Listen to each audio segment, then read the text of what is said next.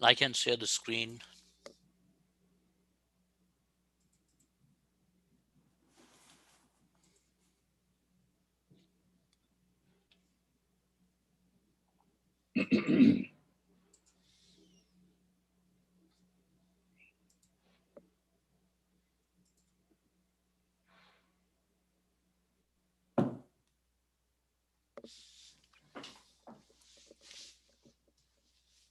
Okay, and we are now live.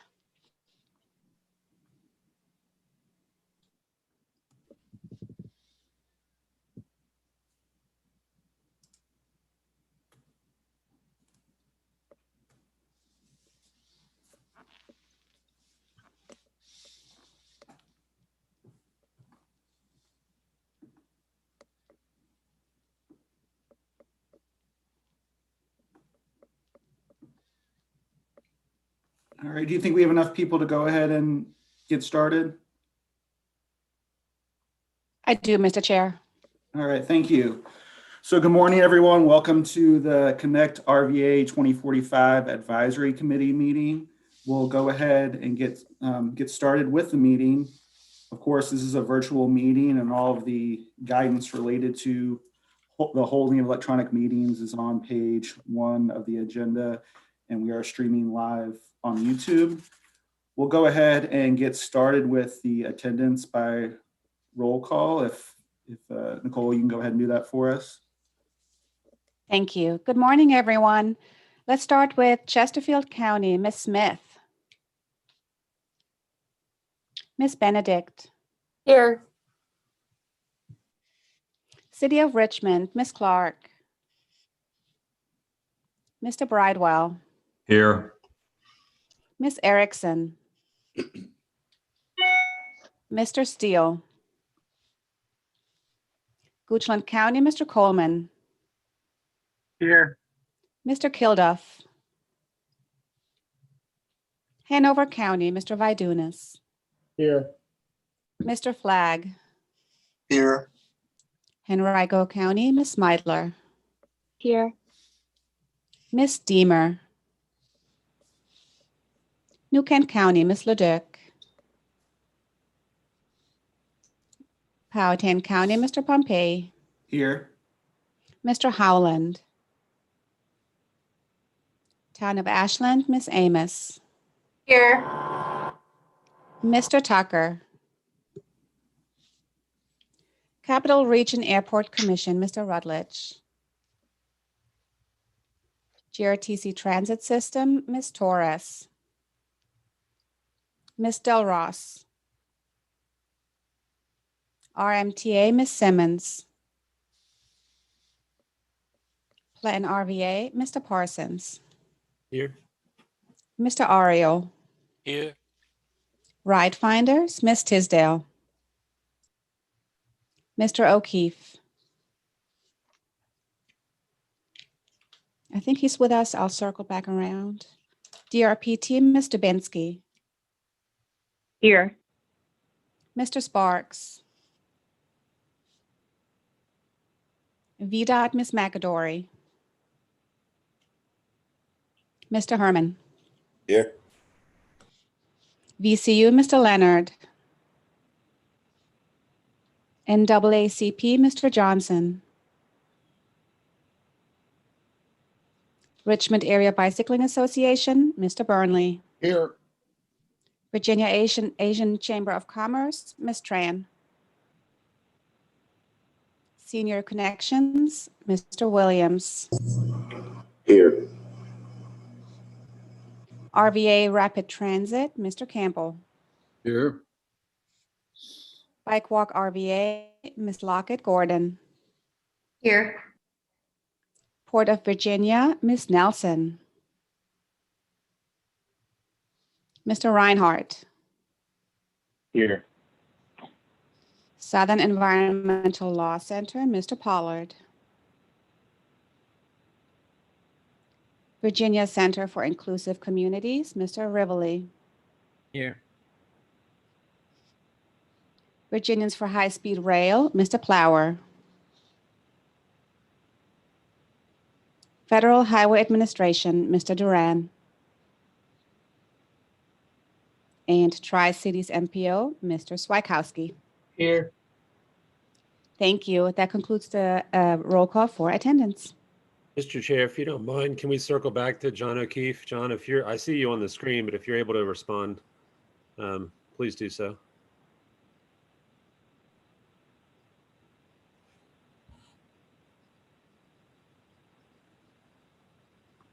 And Mr. Chair, Yes, ma'am. hi, this is Diana Moore Clark of the City of Richmond. I'm present. All right, is there anyone else that joined late that is here that we did not call upon? Looks like Adrian is here. Adrian, you here?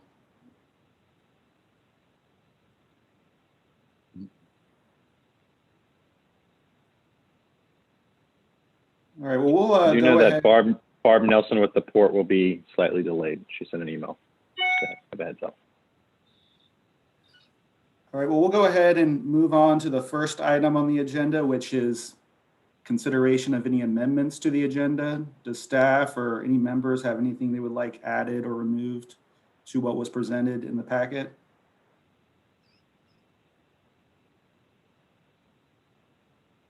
All right, seeing no one has any additions or revisions, we'll move forward with the agenda as presented. In the packet is the meeting summary from December 14th. Are there any comments, questions, revisions requested to what was presented in the packet?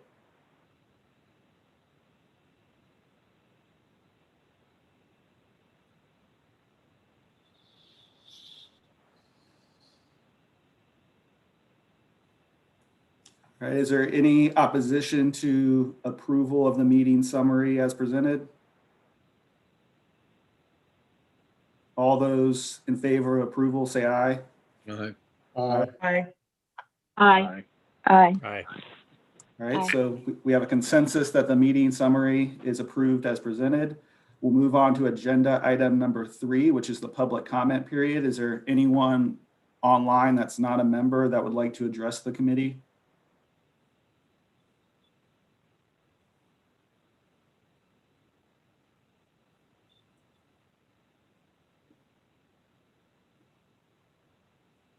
Doesn't seem like we have any members of the public present with us today, so we'll move on to agenda item number 4.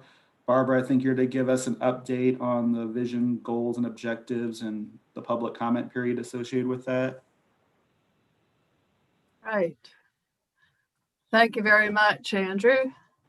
Happy to be here today and direct your attention to the vision, guiding principles, goals, and objectives that are part of your packet. I believe they're also below. Of course, this is part of the strategic direction for the whole plan.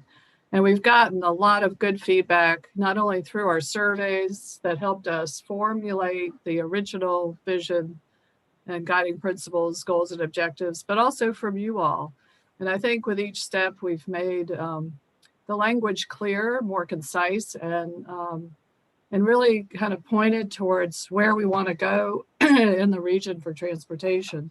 I'm just going to go over very quickly what changed. And I really thank Southern Environmental Law Center, Partnership for Smarter Growth, and several individuals, citizens too, who commented through the website.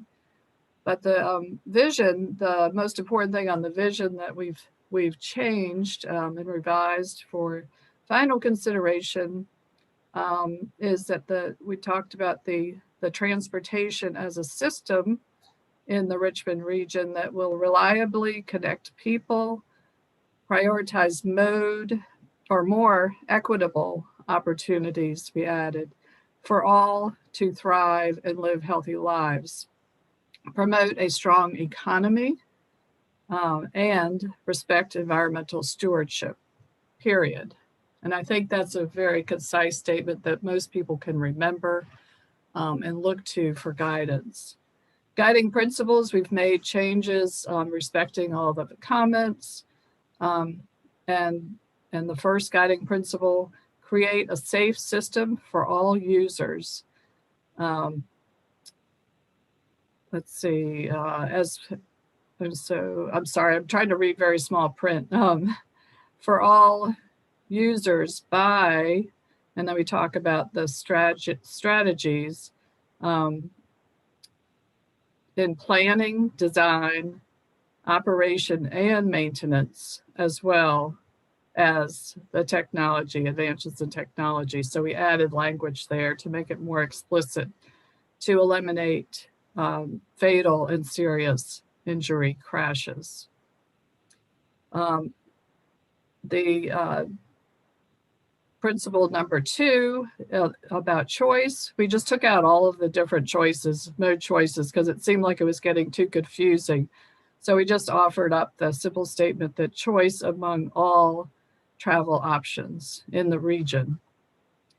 And then principle number 3, prioritize completion of regional bicycle and pedestrian networks, adding to that to provide active travel alternatives to driving for better individual and community health, emphasizing how we intend to do that, and a lot of interest in bike ped, which of course that we're picking up.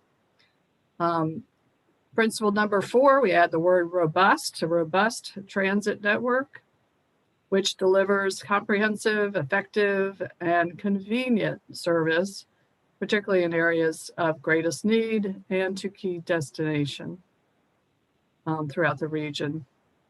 And principle number 5, equity and inclusion, addressing that in all transportation spending and planning decisions in the region with a focus on historically underrepresented and underserved communities, just making that more explicit.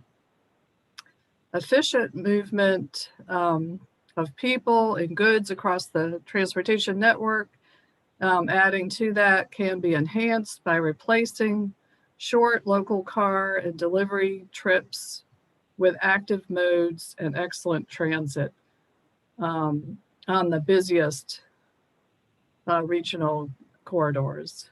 So just a little more explicit there. Principle number 7, alignment of the transportation investments and adding the word planning again with land use, community health, and environmental stewardship. And now into goals, we've matched those up with the objectives and shifted some things around. And then 2, made some refinements on the goal statements to make them clearer. On goal number A, yes, renumbering them. That pretty much is the same, improve the safety of transportation system for all people, and add, in addition to the objectives A1 and A2, which remain, add objective 3A3, enhance safety and comforts of bicycle and pedestrian facilities, and the additional objective A4, work to eliminate all serious injuries and fatalities resulting from vehicular accidents. Just putting a greater emphasis on that safety factor. The second goal B, we've added language to that as well in response to your comments. Reduce the negative impacts of the transportation system that the transportation system has on the natural and built environment. And this really is expressed through the objectives that have been more language added to them. Address roadway prone to flooding, and then to that added and consider eliminate climate impacts in transportation planning, prioritization, and funding decisions. Then to reduce transportation related pollution, which is the second objective, add including decarbonization, decarbonizing transportation. Number 3 stays the same. Number 4, we added language to that, increase the number and share of trips taken by shared and active transportation modes. Objective 3, more language to that. Tie local land use planning to transportation investments, including through encouragement of walkable and transit-oriented communities.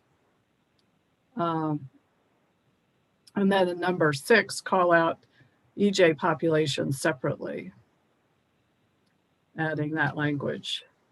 The goal C, adding the word equitable, and also that they are affordable and efficient. That was not in the original stated that way.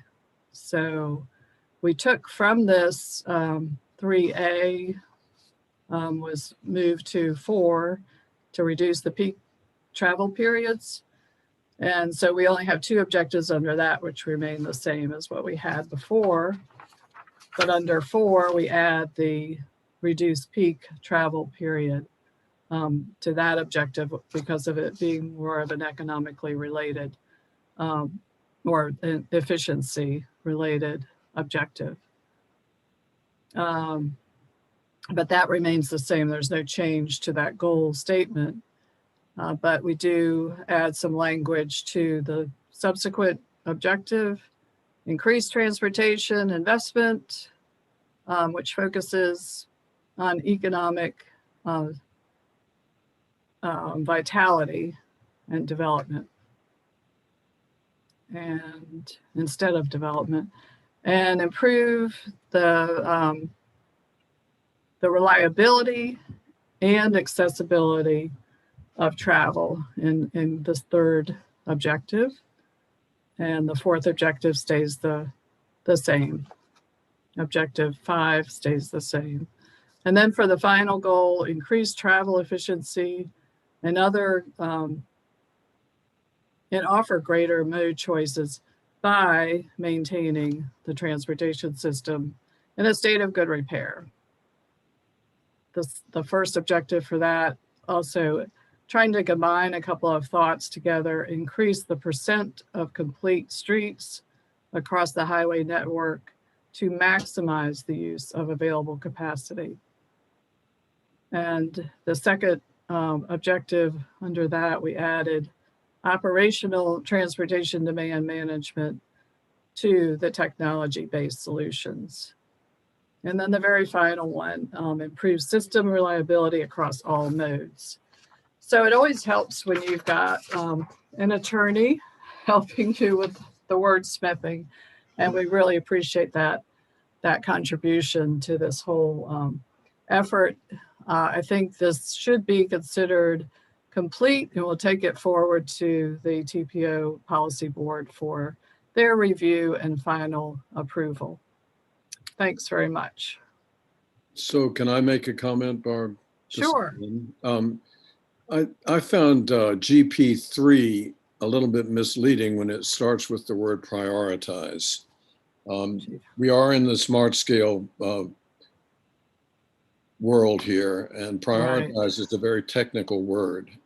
I mean, I can see making that strong by saying complete regional bicycle and pedestrian networks or something like that. But anyway, I wish you'd consider that because it becomes a technical statement. Right. I think it was complete. We had it before as just a statement to complete regional bike and ped networks. And then it was offered up that we should prioritize them. I think I'm not sure I agree with that. So, I mean, okay. Any other thoughts from the group? I have a thought, Barbara. Okay. And I was also going to nitpick at one word in goal 3. I don't like the word completion because it implies that there is an end point. I kind of like the word expansion because I don't see us ever getting to a finish point and saying, well, that's the network and we're done. Right. But I always see that network growing and building upon itself to continue to expand. So I don't like completion. Okay, so would you would suggest that to be expansion of the regional bicycle and pedestrian networks. And then if it were to have prioritized or not would be the question. I don't have an issue one way or the other with prioritize, but yes, I would suggest using expansion in place of completion. Okay. Any other thoughts?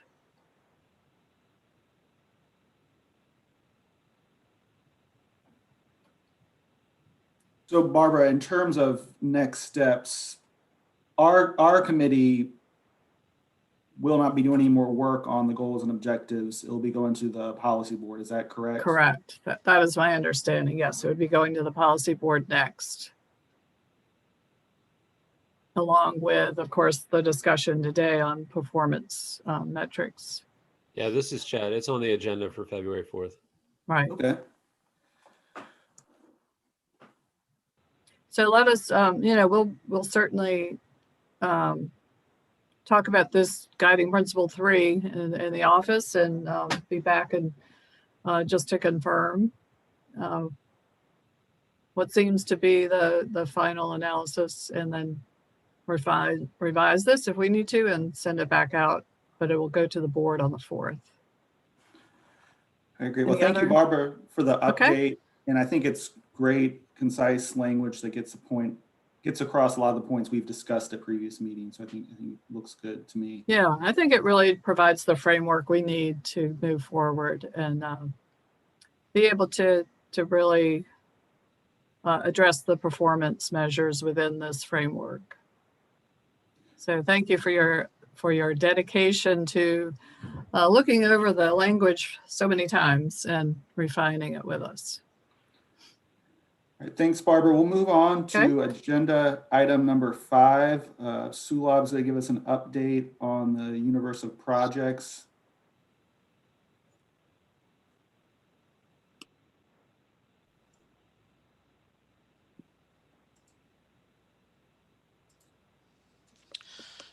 Good morning, everybody, and a happy new year. So we'll start with the LRTP process update for task 3, which is basically planning. As you all know, it's the 3rd stage after the transportation needs assessment and the strategic direction in which we develop goals, visions, and objectives, which we just discussed. So the update is basically we got the list of projects which we had asked from all the champions. The next step is staff is currently screening all the projects, looking at once again so that it complies the project inclusion guidelines which we had approved earlier. Also, the project inclusion guidelines for some project types is not black and white. It's kind of gray, so we have to make a judgment whether we should include those into LRTP or not. So staff is doing that, also working with champions on required missing information of the project, the things which we need to map the project as well as code the projects, like the location, the amount, the cost of the project, and in some case alignment. If it's a new project, we need alignment as well. So working with the champions on that.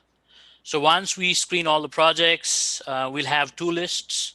One would be the LRTP universe of projects, and other would be the local and programmatic projects list, which would be consistent with the long range transportation plan. So we'll have 2 lists. The only projects which are enlisted in the universe of projects would be scored and ranked and would be considered for inclusion in the constrained list of projects.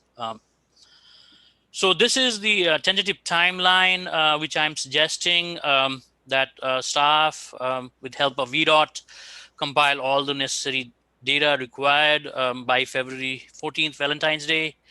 Then we'll send it to the LRTP advisory committee members for review and comments, provide a 15-day comments. So basically, most of you have focused on your jurisdiction or your area of specialty for the projects now, but this time I would ask everybody to review all the projects in all areas of the region, as well as all different transportation modes, and then provide any comments on that. We have the LRTP Advisory Committee, February 25th. At that time, we won't have the final list as vetted by the LRTP Advisory Committee, but we would have some presentation to you about the total amount subscribed in the LRTP and breakdown by modes and things like that. So we'll be able to show that at that time. Once the LRTP Advisory Committee members provide their comments, staff will make those considerations and then open the formal public review period, which would be from March 3rd to March 17th. So basically, we'll map all those projects, and the map would be posted online on our ConnectRVA website. Also, the spreadsheet in which we'll list all the projects. It will be a streamlined list. It won't be as complicated as the issues list. It would be very streamlined. That would be also posted in the website for any formal public review. The final universe of projects, also based on any public review considerations, would be sent to LRTP Advisory Committee on March 18th, which is the agenda mail-out day as well. And then we'll be asking for this group for your endorsement on the March LRTP meeting, which is on March 25th. So that's all the updates I have for the universe of projects. If you have any questions, I'm happy to answer that. So Sulab, it sounds like we're not taking any action as a committee today, but we'll have homework in February, and then in March we'll have a more formal endorsement process. Right. Yep, you're correct.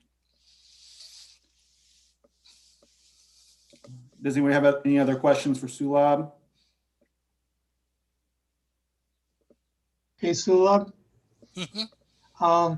This might be a good time to also kind of remind us all what the schedule is overall for the different things, like when the draft is going to come out and public review and adoption by the TPO board. So basically, once the universe of projects would be approved, we'll be scoring it. We'll start scoring the projects even before it has been formally adopted, because we would have some kind of a list by February 15th. So we'll start scoring them. And it's easy enough. If any projects don't make the cut, we can remove that. Or if any new project is added, we can do that. So so we'll work parallelly to scoring the project as well.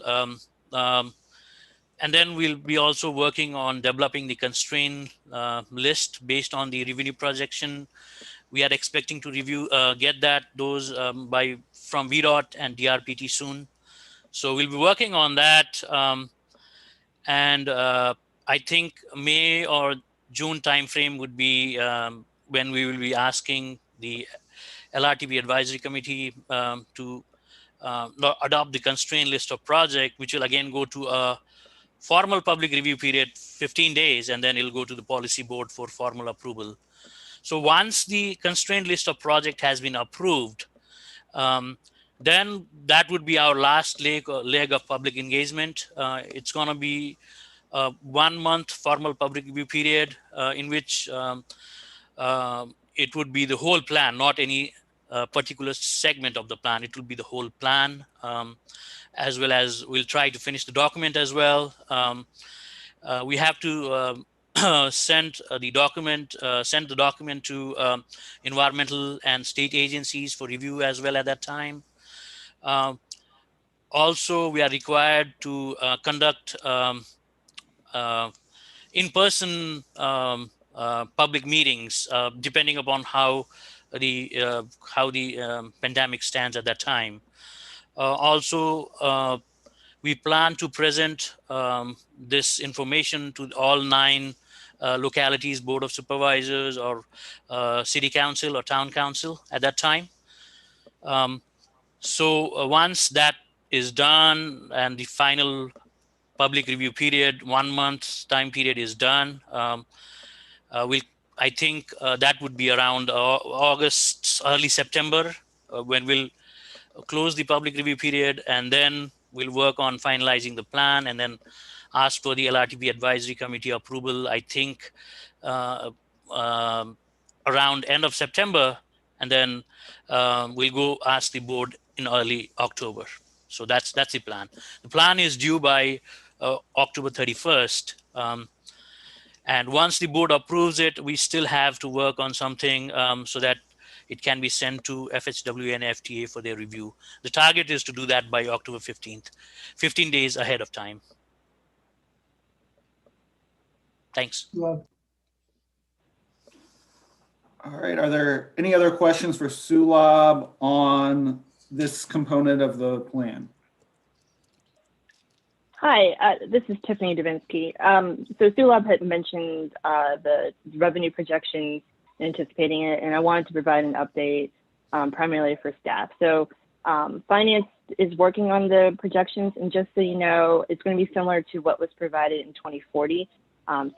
The way that our projections is a little different from VDOT, where we really only can anticipate the first 6 years. And so we'll do a straight line kind of extrapolation for the remainder years. The challenge for us is that mostly is the focus on the capital revenues, which we still haven't figured out a great answer for. So I just wanted to make sure that, you know, capturing the needs in terms of the universe of projects that you are coordinating with DRTC on anticipating their projects. They probably would only have up to the first 10 years for use on this. So they might not have anything that for later time bands, but we'll be able to try to provide some sort of idea of capital funds. It's just that because we do an annual cycle for grants for capital needs, it's going to be very hard to be able to let you know outer years how much would be available for the Richmond region, if that makes sense. So I kind of want to give you that context, but we are planning on working on it, but please keep checking in with me if you don't hear anything in the next couple of weeks, because our finance committee or our finance division is a little overwhelmed right now with General Assembly. that brings up one more question that I even have. This is probably going to be more towards VDOT is, are the I-64 and I-95 capital recommendations going to be done enough in time for Richmond Regional? I mean, we assume it'll be for Tri-Cities, but be ready to maybe start identifying some of the funding that'll likely come to the area, so that way Sulab has a good handle on what those projects are going to look like, at least from a funding plan standpoint. Ron, I'm not sure when those are coming out. I can get an answer for you though. Because I think it'd be helpful to both MPOs if we kind of knew where those capital recommendations are heading. I mean, originally we know they were hoping to have it done last year, but if we can get it done, you know, early enough this year, that will give Sulab a good leg up, and of course then give us a good idea of what to be looking forward to for our plan.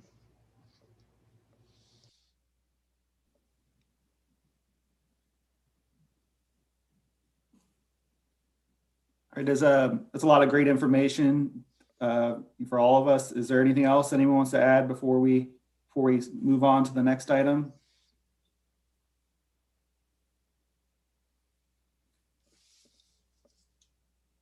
All right, Sulab, do you want to give us an update on the evaluation and scoring methodology? And it looks like once you give the presentation, you're requesting that the committee take action and endorse what you presented.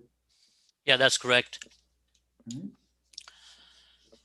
So last meeting on December 14th, I presented in detail the process to score and rank projects. After my presentation, we received comments from some of the LRTP Advisory Committee members, and I'll be discussing about that. So overall, this task, which is task 4, is to develop the project scoring and ranking and prioritization methodology guideline based on the established performance measures. Timeline, it was introduced to the LRTP Advisory Committee firstly on October 22nd. The draft for the first guidelines was sent as an agenda packet for the LRTP Advisory Committee meeting on December 7th. Staff did the detailed presentation on December 14th. And then after that, we received comments from LRTP Advisory Committee members from December 15th to January 10th. Staff still working on tweaking and making the project tasting process more streamlined, still going on. And then with the agenda for this LRTP Advisory Committee meeting, the guidelines final draft was sent for the LRTP Advisory Committee to review. And today, if everybody is fine with it, I'm asking the LRTP Advisory Committee to endorse the project scoring, ranking, and prioritizing methodology so that we can proceed with the scoring once the universal project has been finalized. So this is the main discussion for today. The topics which I would be discussing, we'll be discussing is basically what all comments we received from the LRTP Advisory Committee members, staff considerations, what were we able to change based on the LRTP Advisory Committee members' comments, and what we were not able to change. The accessibility measure, last time when I presented, the accessibility tool was not complete, so I hadn't provided any real results on how the scoring is done in the accessibility for accessibility related measures. So I'll be talking about that. And then test project scoring and ranking. We did score 5 projects for all the performance measures, and based on that, we have ranking. So that would just be for demonstration. And then we'll also be talking about something which is beyond project scoring, the project benefit cost analysis. I'll discuss this later on. And then finally, asking the LRTP Advisory Committee of the endorsement of project evaluation and scoring process. So the first thing, LRTP Advisory Committee members review comments, comments about goals and PM weights. We had comments that the goals and PM weights would be consistent with the smart scale weighing factor. That's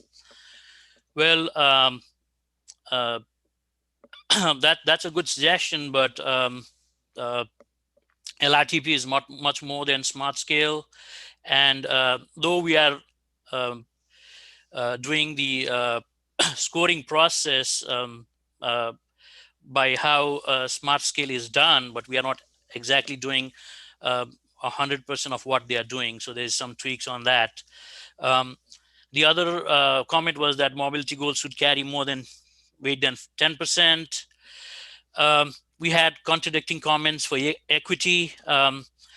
We received comments saying that 10% is too high. And then we also received comments saying that equity should be at least 15%.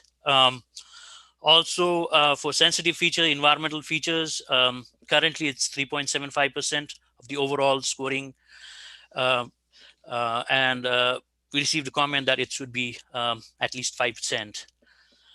In economic development goal, 50% of PM weights for trucks, basically for highway projects, which is not fair for transit and active transportation projects. So, and I have a counter for that later on.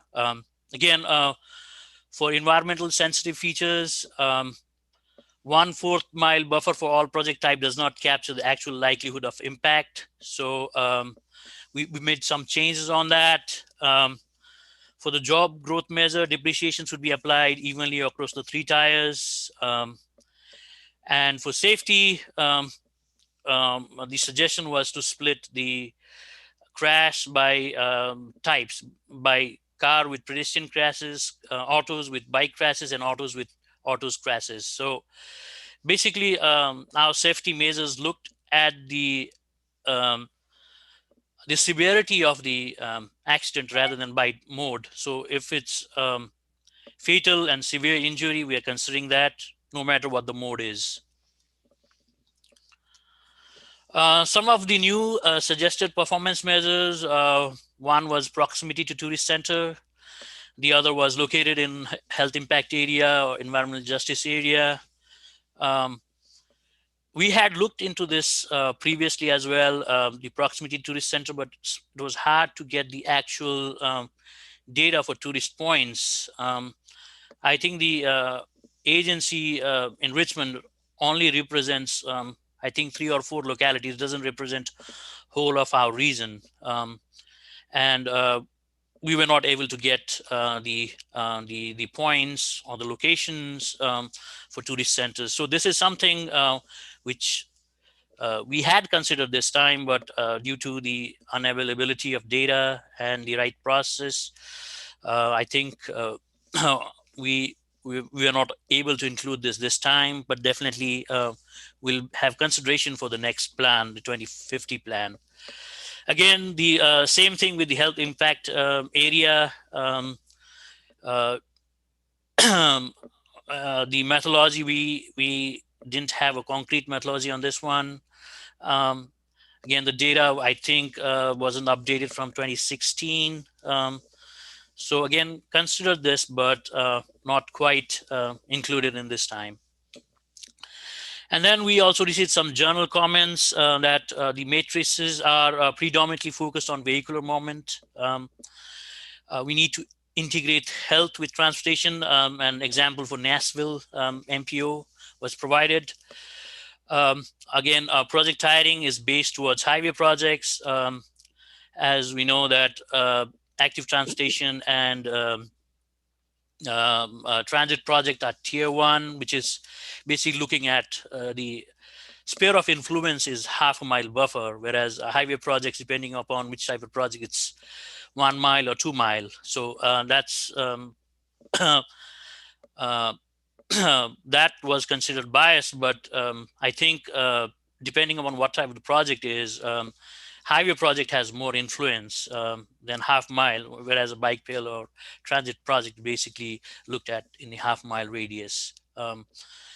So we didn't alter anything on that. And then we also had comments on providing automatic bonus on 15% for transit projects and negative 15% projects in highway corridors with no transit. We haven't made any consideration on this one yet, but I'm open to the group for discussion. Also asking for additional equity points for transit and active transportation projects. Projects destroying easier communities, health harm, counter for such impacts. So just wanted to mention to everybody that whatever the GIS tool or the RTC travel demand model or the accessibility tool results give us, if we as staff feel that the project is having a counter impact, then obviously staff can override that and provide the impact as 0. So that's always there. And then finally, the cost benefit calculation rounding to 10 million hampers small project. Actually, it's the opposite because we are dividing it by 10 million. So if it's a project is less than 10 million, it actually gets more point. And I think we'll see that later in the presentation. So the change which staff is recommending basically in goal weights, changing the mobility from 10% to 15%. 10% was pretty low, even based on the normalized value of the survey results. Mobility was a little higher than that, 10%. And then countering that by changing the environmental to 20% from 25%. So overall, it would be balanced. We are not changing the safety as it was one of the highest priority in the region. Similarly, equity and accessibility was also high. The second thing, the PM weights, the only thing in which we changed the PM weights within each, within the goal category was in the environmental and land use criteria in which we increase the sensitive features, environmental features from 15% to 25%, and reduce the air pollution and VMT per capita to 25% each from 30%. So overall, all the four performance measures within environmental land use would be 25% each. Also, we did some change in the sensitive features. So we had the layers, the environmental feature layers listed here are the ones which we are going to consider now. We had a few other layers previously, but it was hard to get data, and we thought it didn't really make sense in this category. So all the features here is what we are looking for, the sensitive features. What we do is basically we map all these features, and then we union all these features. So it'll be one layer, and that would be the sensitive layers features. And I think I updated that in the guidelines, which was sent to the in the agenda packet. Again, we also added an adjustment factor for the calculation for impacted area. So now the overlap area multiplied by the adjustment factor is the impact area. So the adjustment factor was that for tier 1 project, it's going to be 10%, for tier 2, 30%, and then tier 3, 50%. For the air pollution, we had used a VMT based methodology previously for both highway and autos and other modes of transportation. Now we are using the speed bin NOx and volatile organic compound factors based on the MOVE's 2014A model, which is also used for the CMAQ project evaluation as well. So as we can see that as speed increases, normally the VOC factor, the speed 1 is the starting range in miles, and then speed 2 is the ending miles per hour in range range of that. So 0 to 2.5 miles per hour. So that's the starting, and then the last one is 67.5 to 72.5. So we can see that the VOC, the volatile organic factor, it actually starts decreasing after we achieve a speed of 27.5 miles per hour, and then it decreases, I think, till 62 miles per hour, and then it starts to increase after that as well. So speed plays an important factor. The NOx is a little bit not following any trend, but we see that depending upon the speed, it changes as well. For the highway, for the non-highway, we are using the VMT miles emission rates because we want to know the speed. So basically what we are doing would be, we would calculate the VMT reduction based on the implementation of the transit project or the active transportation project, and then multiply that with the average emission rates, and then again annualized it, and then we'll get the tons. So that's going to happen for the non-highway mode. So overall, if we look at the weights, obviously the safety has two components. So the crash frequency, that's 17.5%, the highest among any PM. Crash rate is 7.5%. The crash rate doesn't apply for transit projects. So the crash frequency would be 25% for transit projects. So we can see that access to jobs and access to destination equity is 10% overall. Connection to truck intensive areas and truck throughput, which is with 3.75% each, a total of 7.5%. That only benefits the highway project. It doesn't benefit the active transportation or transit project. And then we have the air pollution and VMT per capita, which is 5% each. an overall of 10%. So this is more beneficial to active transportation and transit projects compared to highway projects. So for active transportation and transit projects, there is a net reduction that's 100%. So any active transportation project, any transit project, there would be a net reduction in VMT and air pollution. That's 100%.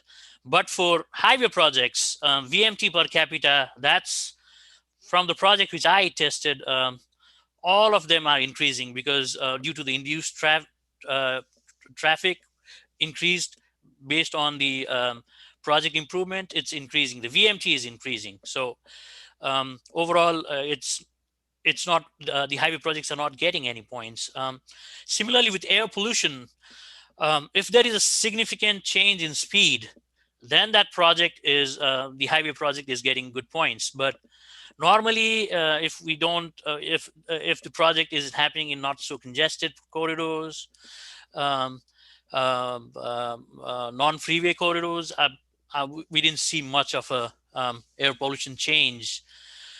Of course, if there is intersection improvement and the idling, the signal timing and things like change, and then the idling is less, obviously at that time we see some benefit. But it's kind of 50-50 for the highway projects to get benefit from air pollution. But as I mentioned, transit and active transportation projects get 100% benefit on this. So overall, I think they counter each other. The truck intensive area, 7.5% goes to highways. The air pollution and VMT per capita is benefiting more to the active transportation and transit projects. So overall, I think it's a balanced approach. One thing I like to talk about equity is that the access to jobs and access to destinations, it's basically the change in access to jobs and access to destination for the people residing in the environmental justice area, the environmental justice population, or our population residing in that. So even it doesn't really matter where the project is in the environmental justice. The project could be outside of the environmental justice area and still be benefiting the easier population living in that area. So obviously, the nearer the project is or within the easy area, it will benefit more. But it's not that if the project is located outside of the environmental justice area that it won't score anything in access to jobs easy and access to destinations easy. And I'll demonstrate that later on. So basically, we didn't have a look on the accessibility measures detail last time as we didn't have any results. So basically, we are looking at 4 measures: access to jobs for easy population, access to destination, and access to destination for easy population. So we tested 5 projects. North Gayton Road interchange, that was an interchange project. Pole Green Road widening, a widening highway project. Route 1 new transit line, the demonstration project in Chesterfield. We chose active transportation project, the Suquehanna crossing. And then we also chose intersection project, improvement project in one of the major arterials in Powhatan County, Route 60, Route 522.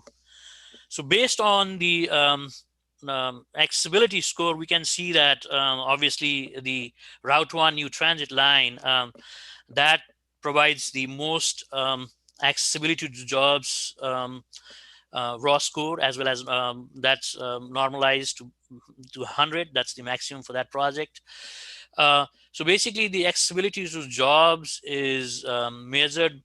The number is job change in job accessibility per person. So based on the new project, each person would have an access of 22 new jobs based on the new transit line in Chesterfield County, and so on for other projects as well. Again, if you look at the destinations, it provides 161 more destinations. If you look at just the easy population, just looking at the easy, so the access to jobs, looking at all TAZs to all TAZs. So it's looking at the whole region, whereas the access to destination from the easy area is looking at the origin from the easy areas to all over the region. So the destination, it can be anywhere in the region, but the origin is from the easy areas. So we can see that the easy areas, the destination to easy, that's a lot. 382 new destination per 1,000 people. So it scored highest in that, all the 4 category. North Gayton Road, I think, was the second one. That's a new interchange, so a lot of new, lot of destination around that area. And then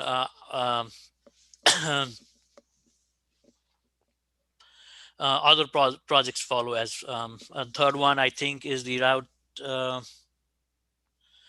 Pole Green widening. The fourth one is 522 intersection improvement. And I think the fourth is Chickahominy crossing. And then the fifth is Route 6522 intersection improvement.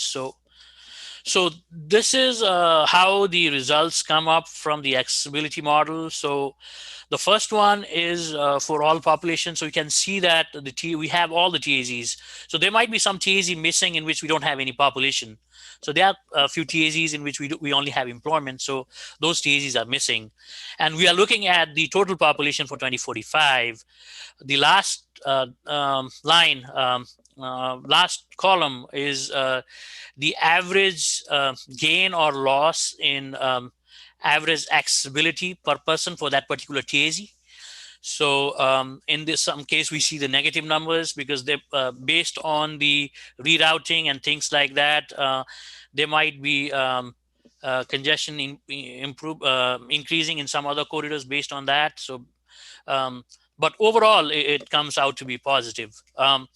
So we have all these different criteria like supermarkets, health, schools, college, parks, libraries from each TAZ, the average for each TAZs. And the accessibility score is the destination score for all these 6 categories. The employment is a different category. So that's for all population. We'll have it for all the TAZs. We have 875 TAZ, and then we average this, add that, and then average this to get the overall employment accessibility per person, similar with the destination. For destination is per 1,000 person rather than per person.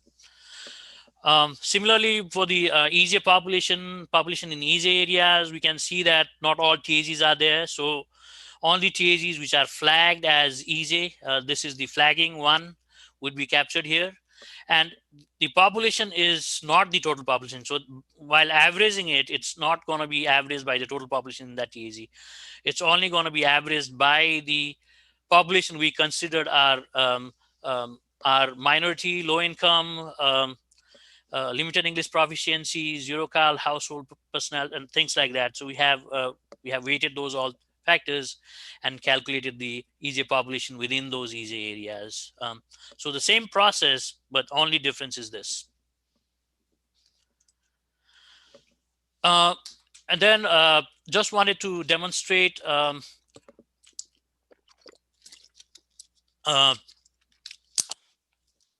of the criteria which we scored. The first one is safety. So based on the calculation, we have the raw value, and then we normalize it. The project with the highest would be 100, and the lowest would be 0, and then we normalize the value. And then we multiply that with the weight for each project, and then we get the score for safety. So in this case, again, transit route 1, I think got the most safety points as well. I think that corridor has a lot of crashes and things like that. So that's scoring high. For the transit project, the crash rate is not calculated. So instead of 17.5%, we're using the whole safety weight, which is 25% for transit in that. So you can see that for crash rate, it's not applicable. Similarly, for mobility, we calculated that So looks like the North Gate and Interchange, that's the project which is providing the most person throughput as well as the most in percent hours of delay. So we did this for all the 5 different goals. And then finally, we came up with the sample project scoring and ranking. So we have all the categories: safety, mobility, equity and accessibility, economic development, environmental land use. And then we add all those normalized score to get the project benefit. The maximum project benefit can only be 100, theoretically. So based on that, we have that the Route 1 Transit, that project has the most benefit of 66.97. Pole Green Road widening 41. I think North Gate and Interchange 55. Pole Green Road widening 41. Route 60, Route 522 intersection improvement 21, and then finally the ATP Trail 9. So that's the project benefit. And then we have the total cost. So for the transit project, since it was a demonstration project, I wasn't clear on what we should put on the cost, but I approximately use it for some maybe 5 to 10 years of operation cost. And we need to decide on that, like how much we need to for any operational improvement project, what is the project life that we need to consider. For all other projects, I think those rates are accurate. So now the big question is that now our methodology as well as Smart Scales methodology is that we divide the project benefit by the project cost. And you see there's a big shift once we do that. So projects which have the lowest cost tend to benefit from this. So if you just look at the benefit, the North Gate and Interchange at I-64, that was second. But once we see the project total cost, which is $80 million, that drops down significantly. The ATP Trail, since the project cost is less, it increases significantly. And overall, using this methodology, I guess a Route 1 Transit, that's the #1 ranked project, followed by Pole Green Road, third ATP Trail, the Fall Line Trail, the intersection project in Powhatan, and then finally the interchange project. So this is something we have to decide.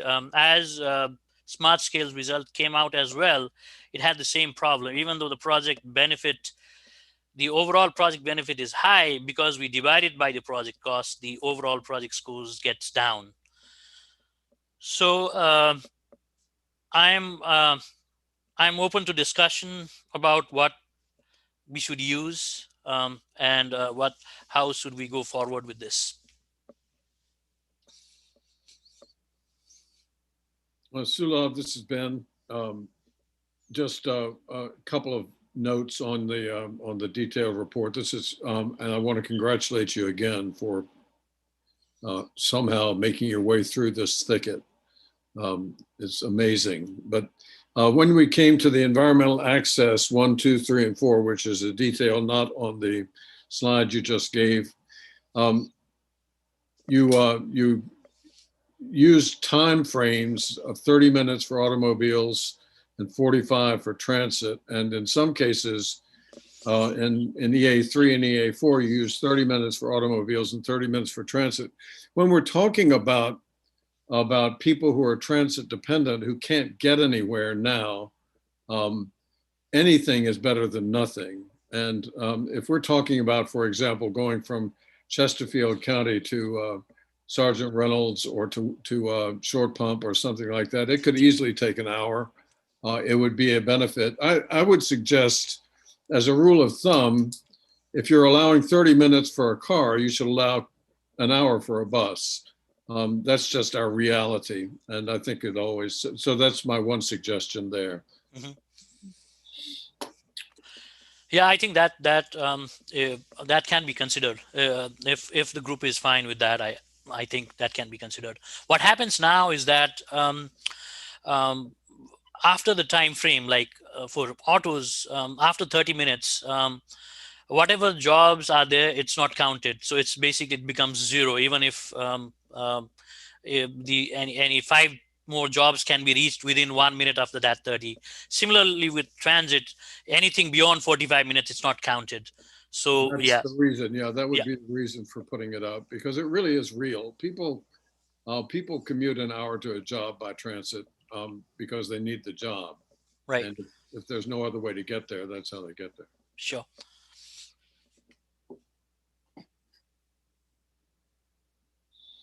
Sulab, this is Sharon Snidler with Henrico, and I appreciate all the work you've and the team have put into this. And I'm glad you opened it up for comment and mentioned smart scale, and the staff recommendations came out last week at the CTB, and it was disappointing that some of these trail projects for the fall line did not get funded.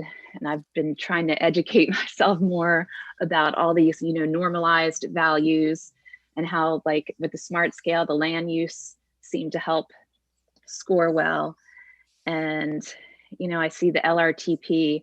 I think it's good. The land use, was kind of, the percentage was dropped down, revised to be 20, to be similar to smart scale, but I still wonder if that's the right number. And I don't know the answer to address this, but I'm glad you brought it up, because I guess it depends, what projects are submitted and how it's normalized and how they score. And I want to give some of these variety of projects a fair shot, but I'm not sure how to do that. I know, OIP in the past has given other jurisdictions, maybe up in Northern Virginia, deep dive presentations and about, the scoring for smart scale and the weighting. And that may not be appropriate for LRTP, but maybe it's TAC or something else for some of us to get a more understanding of how this works. And you've done a great job. It's just technical and a lot of information. Right. I appreciate the comment. Sulab, I have one question. So it seems like if a rural locality submits a project that aligns with the guiding principles, it will be competitive. Is that an accurate statement? This isn't skew. This allows all localities to participate in the program. Yeah, yeah, because you can see that safety is 25%. So no matter where the project is, if there is an improvement in safety, it gets points. Again, mobility, intersection improvement, or whatever is done, it provides, if it provides some change in mobility, it gets scored.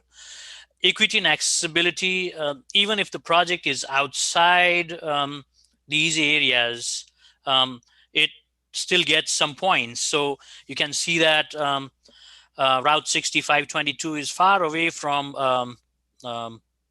the easy areas, but it's still changing some destination for easy population, so it still gets points.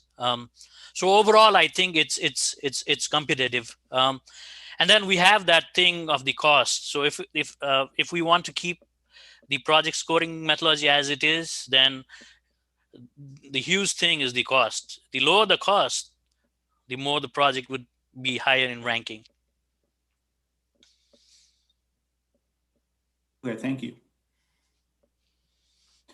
Sulab, this is Louise. First of all, thank you for all this. This is a lot to digest. I have a question about the safety methodology as it relates to active transportation projects. Since that metric is based off of crash frequency, how is that, I guess, that reduction, how is that accounted for with trail projects? Like, my mind is thinking for a trail project, if you build it they will come, right? So we're shifting more trips out of vehicles and onto trails, and thus you would expect some kind of reduction in crash. How is that reflected somehow in that? Yeah, it Because I'm is. surprised about that 0, if I'm reading that right. Yeah, it's 0 because it was the project which got the lowest in safety. So let me change my slide.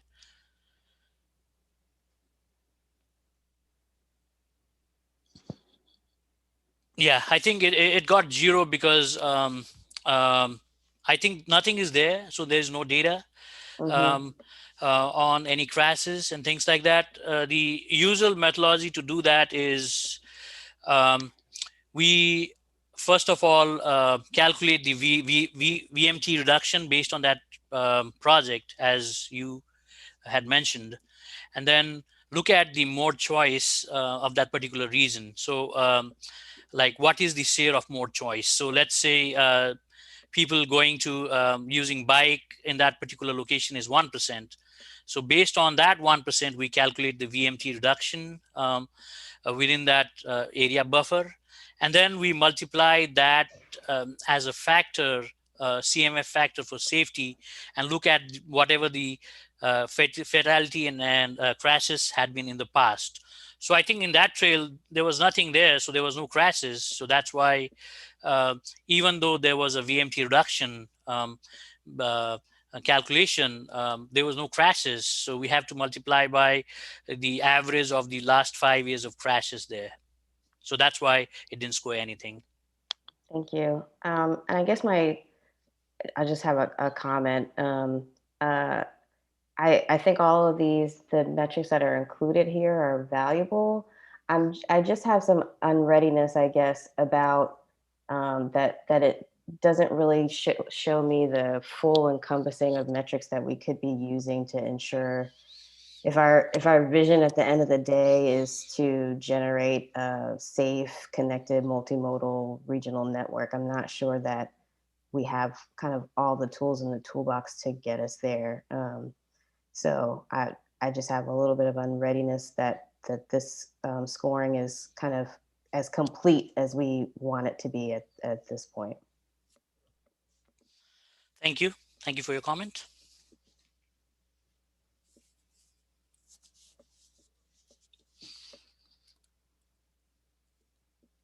So any other question before we proceed further? Yeah, Sulab, this is Chad. I just wanted to make one point back to, I believe Sharon had a comment about kind of the translation between smart scale and this process. And I think what we want to highlight here, and correct me if I'm saying something incorrectly, we are focusing a lot of this analysis at the TAZ level, which you said was almost 900 TAZs. Whereas smart scale is a lot larger geographic scope. It's on what, tracks or something larger. Yeah. And so our ability to look closer distance to certain facilities or other activity centers or other kinds of things and measure impacts is more granular with this process. So I think that we do get better results for different types of modes and other kinds of projects that are proposed than the overall statewide smart scale process. I think the other point to make is that we can't emphasize enough the importance of good cost estimates, because as you can see, the benefit cost is a big part of it, and I think it should be. It's not something we've focused on in the past, but that's something that can really make the difference at the end of the day. A lot of the fall line projects, the cost estimations were very, very conservative. And in the smart scale evaluation, that's what brought a lot of those scores down. The other thing to note with smart scale is there were negative points for environmental impacts. So Louise's questions about the Chick crossing, that was a greenfield. So there were negative impacts environmentally by the development of those features. So there's so many different details that are going on inside the box when these calculations are done. So I'd encourage anyone after the meeting, or if this sparked any comments today, please contact us and ask specific questions. And I mean, we're not trying to we're trying to do the best we can with data that's readily available. That's one of the big goals is making sure that we can evaluate this process. If you get back to that circle diagram about the long range plan, part of this is about evaluation and making sure that we can look at data, not just for this cycle, but next year and the year after, and see what progress or backpedaling has been made and make changes to the plan based on those. Sorry if I'm rambling. That's fine. I just wanted to add one more point to this is that we also have to look at the staff capacity and the number of staff available to do that. VDOT, they have, I think, hundreds of people working for smart scale scoring and things like that. So we don't have that. We have only a couple of folks who can do that. So, we have tried our best to use a performance-based data-driven process rather than using any subjective measures. So I think obviously there's room for improvement, but I guess from last LRTP, in which we were using outdated project prioritization process, to this LRTP, in which we are using not just recommended practice, but advanced project prioritization practice, which is only done by few MPOs. So I think just wanted to make sure that that point is heard. So I guess, Sulabh, you would like the committee to endorse this methodology. Is that today? That's correct, right? Right.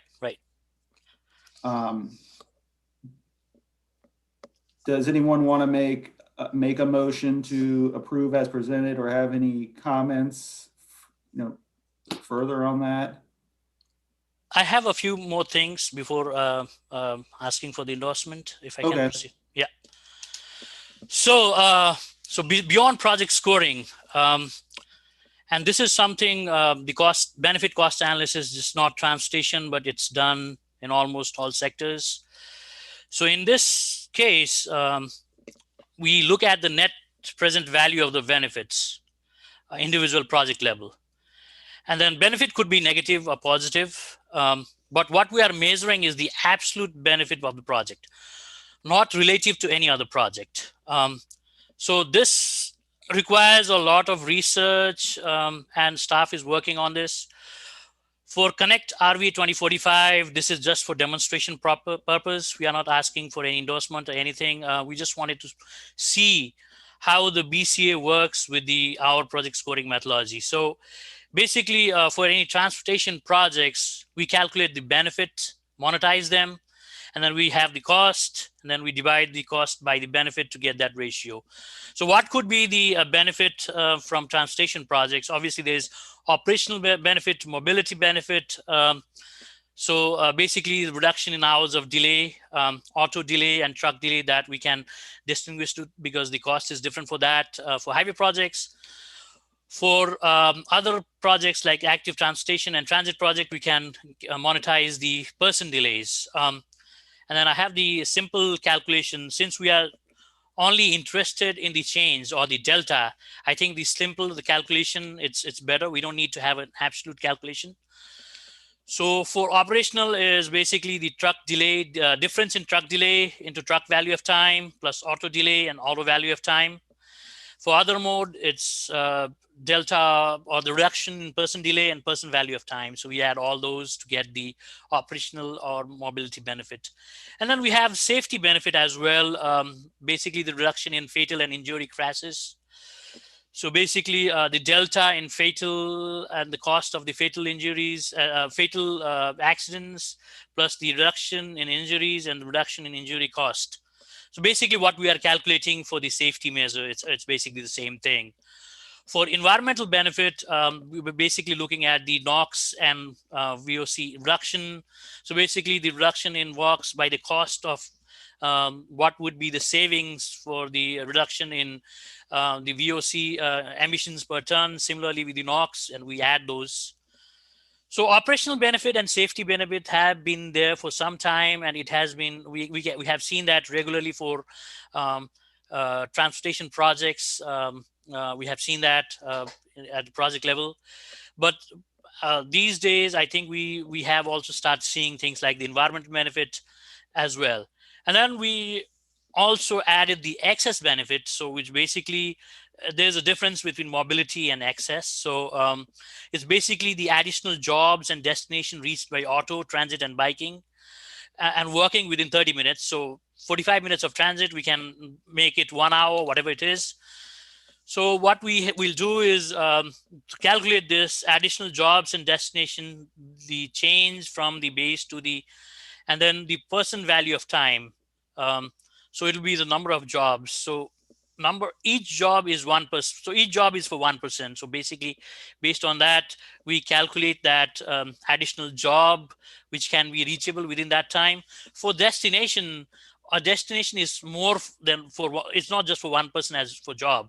It's more than 1%. So we have to have some kind of calculation in which we change the destination to person equivalent. So that can be things like the occupancy, daily occupancy. So let's say there's a Walmart and we calculate the daily occupancy based on the area, and that would be the total number of person equivalent for that destination. So based on all that, we calculate that. And then finally, there is something called as the quality of life benefit, which would be anything which is not captured by the first 4 categories. It could be health related, social related, stress relief.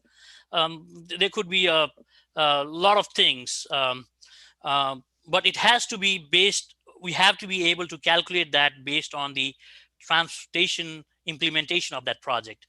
So calculations still haven't found any reliable or concrete methodology to do that. So we're still researching on that.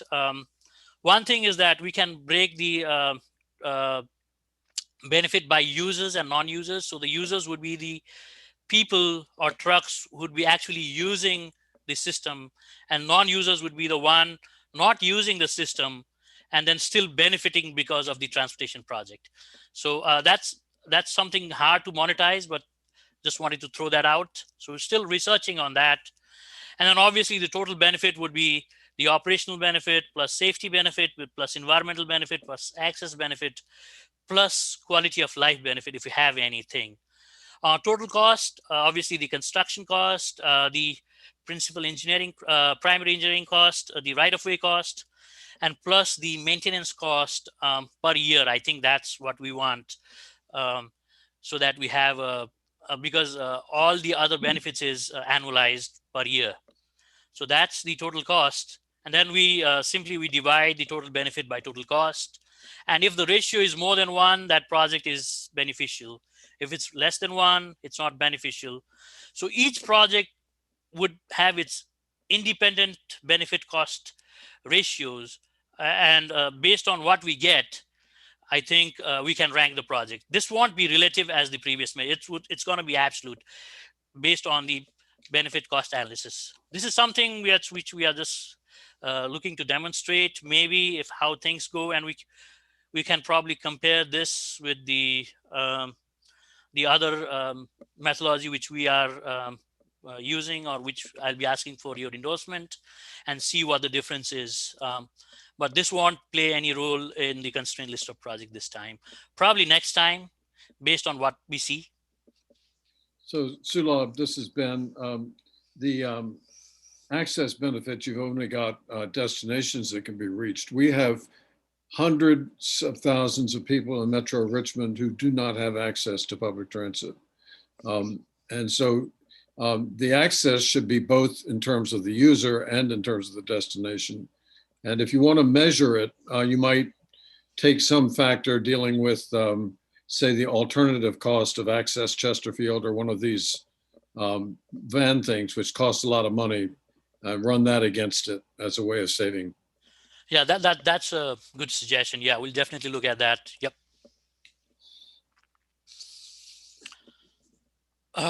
So that's all I have for the benefit cost analysis. And finally, we are requesting that the long range transportation plan, also known as ConnectRVA 2045, advisory committee endorses the ConnectRVA 2045 project evaluation and scoring process as presented by staff. And this process will be used to score and rank all the projects listed in the ConnectRVA 2045 universe of project. One catch is that for different project types, there are different funds, funding sources. So even if overall the project might score less, it might score well, it might be the best in its categories because we have those different funding streams. So for transit funding, we have to use transit funds. For the maintenance, we have to use state of good repair funds. So we can't use state of good repair for other projects. So that's the catch. Even though we'll be scoring all projects based on these, the funding mechanism would be different for them.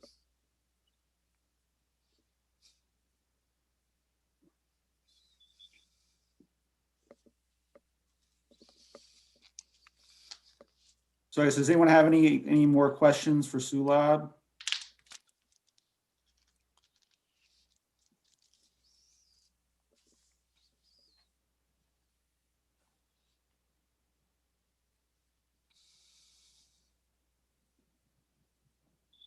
Does anyone want to make a motion for the committee to consider?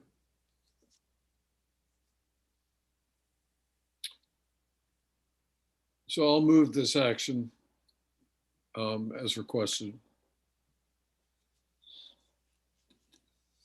Is there someone that'd like to second that motion?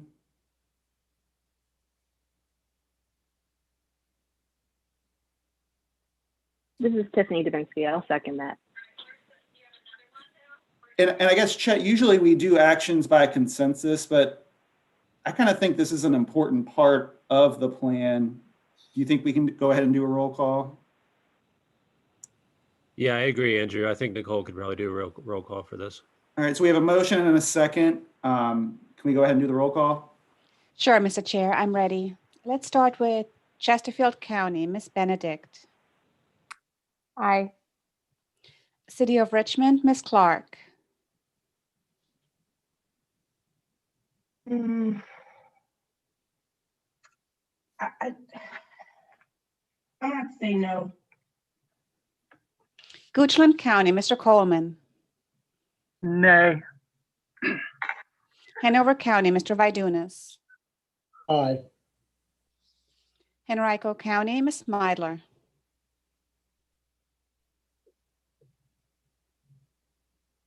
No. Powhatan County, Mr. Pompey. Aye. Town of Ashland, Mr. Tucker. Aye.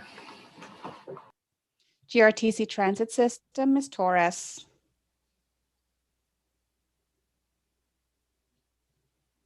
Aye. Plan RVA, Mr. Parsons. Aye. Ride Finders, Mr. O'Keefe. Aye. DRPT, Ms. Dubinsky. Aye. VDOT, Mr. Herman. Aye. Robot, Mr. Burnley. Aye. Senior Connections, Mr. Williams.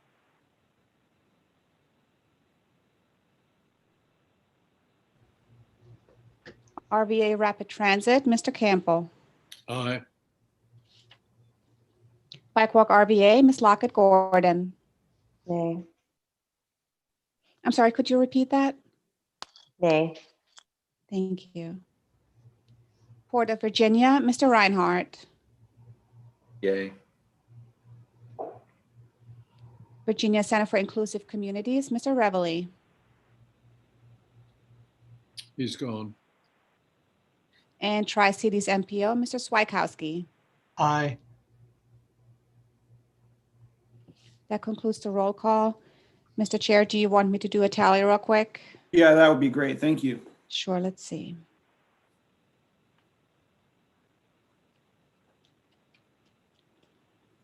I count 13 ayes and 1, 2, 3, 4 noes. So 13-4, the motion carries to endorse the scoring criteria as presented. That's correct, right? Yes, Right. sir. All right. So I guess, Sulab, does that bring us to agenda item number 7, the report format? Mm-hmm. So just wanted to give you a brief update on the LRTP report documents. I sent an outline of the main document with the agenda packet. So what we are targeting this time is that we have a main document and we want to restrict it to 50-60 pages if possible. And that would be targeted towards the general public and the RRTPO policy board. We would like to avoid any transportation jargon as possible in that document. We want to have it infographic heavy, also following the federal plain language guidelines and then US DOT plain language checklist. We'll be doing that. As I mentioned, I provided the outline in the agenda for that main document. And if any members of the advisory committee think I'm missing anything, we are missing anything, please provide any comments so that we can add that particular topic to the main document. And then we will also have a series of technical documents which would be targeted towards the transportation community, the LRTP advisory committee, as well as other committees as well. So we have a series of documents. Some of them have already been completed. The growth forecast analysis report, it's already been completed. The structures inventory and assessment report, it's already been completed as well. So we'll report the public participation and outreach report, all the 5 phases of public participation time we would have, as well as all the surveys. We'll document all the comments from the public, our responses and things like that. Transportation issues in the universe of project, we have a lot of Excel file, which probably will PDF that because that won't be, it's difficult to put that in a regular PDF document. So we'll PDF all the issues and universe of projects with some text as well and report that. RTC model has been, the Richmond Tri-Cities model has been one of the important tool used in this this plan, ConnectRVA 2045 plan. So we'll document the use, the RTC model use in various phases of the plan, the issues, the project scoring, the accessibility and easy analysis and things like that. And then we'll have the project prioritization process report, the methodology statement, which we just endorsed, the candidate projects. Each candidate project would have a page. We'll also list the projects in which we didn't get into the constraint list, the unfunded needs, and then the scoring sheet would have project maps and details as well. So similar in lines with Smart Scale. And then as an evaluation of the plan, we have to do the environmental justice and accessibility analysis, which would be done once we have finalized the constraint list of project. So that would be an individual report.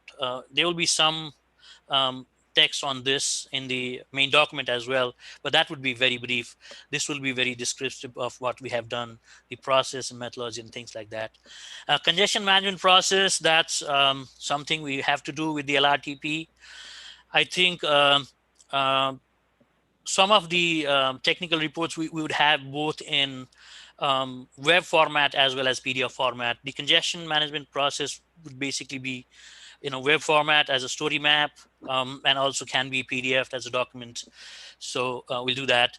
Air quality conformity, once the project constraint list is approved, VDOT environmental division would work on that. And this report would be produced by VDOT, not us. And then finally leads to scenario planning. As we can all see in the process diagram, there's a small circle for scenario planning, and we haven't touched anything yet. So depending on how we go, I guess the plan for this, the plan for this round was that we do some kind of scenario planning at the staff level and then show it to the LRTP advisory committee to see the cost and benefit of scenario planning and go for a full-fledged scenario planning in next LRTP. So depending upon if we have time to do that, we will have a separate report. But if not, then I think we might start the scenario planning process immediately after the LRTP has been adopted. So that's all I have. And then we have a few companion reports as well. The bike ped 2020 Richmond Regional Bike ped plan, I think it would be finalized by the time LRTP gets adopted, though it has a different group as well as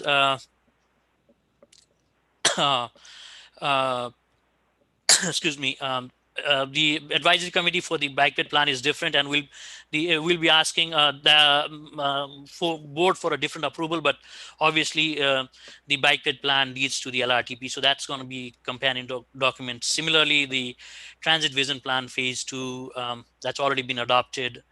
That's a companion document for the LRTP. So I think that's all I have for the report documents. Is there any questions?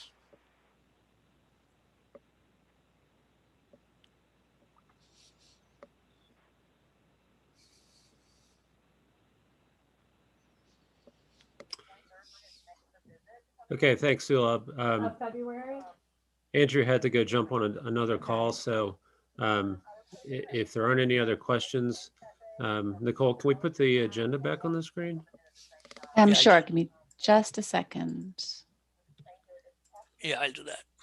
It Okay, is a thanks. possibility, but I would imagine the issue is that all of So them are any other short, discussion today? So we had asked for a time. This is that a was very obviously- involved meeting, and I appreciate everyone's time.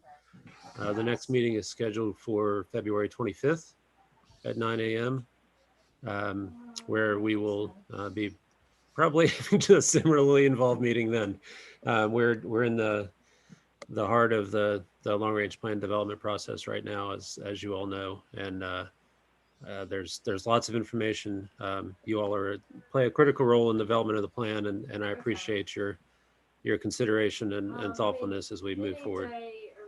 I'd be happy to once again take any other questions. Otherwise, we can adjourn for the day and look forward to meeting again on February 25th.